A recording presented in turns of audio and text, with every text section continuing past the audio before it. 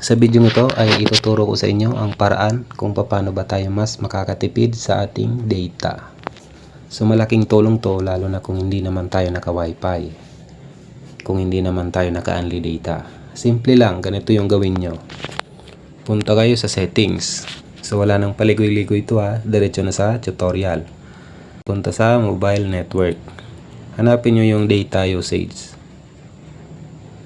Kailangan naka-on yung data saving.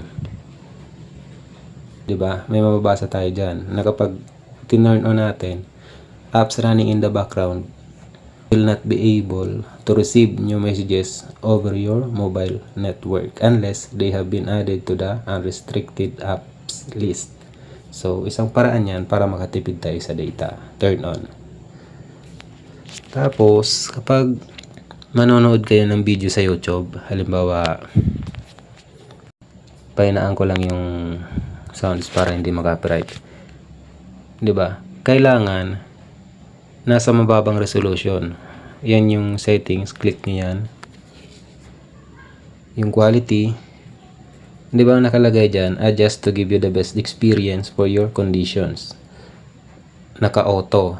Kaya lang kung diyan sa location nyo, mabilis yung internet connection, lalo na kung naka 5G, mabilis maubos yung data nyo kasi mag-automatic yan sa mataas na resolution. Mas maganda i-specific mo. Halimbawa 360p. Mas okay yan. Malinaw naman yung 360p guys kung nagtitipid kayo. Lalo na kung music lang naman yung pakikinggan nyo, di ilagay nyo sa pinakamababa sa 144p. Diba? Tapos yung data saver dapat nasa lower quality yan. 'Di ba? Kasi ang nakalagay dito, higher picture quality uses more data.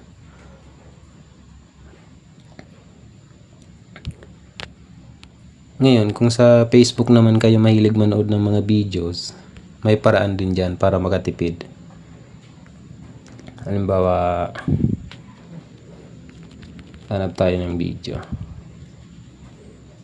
Halimbawa ito, guys, 'di ba? Kapag manonood kayo ng video sa Facebook, itong 3 dot, 'di ba? Data saver, nakakalis ka ng 40%. Kailangan naka-on yan yung data saver.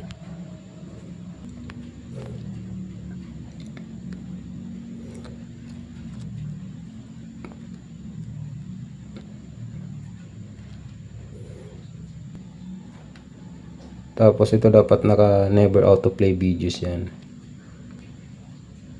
So yun yung paraan na ginagawa ko para mas nakakatipid tayo sa data.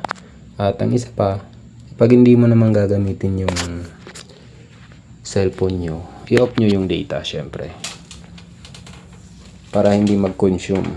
So yun lang yung simpleng tips na maibibigay ko sa inyo na makakatulong para makatipid kayo sa data. Yun lang guys, and salamat po sa inyong panonood. Thanks for watching.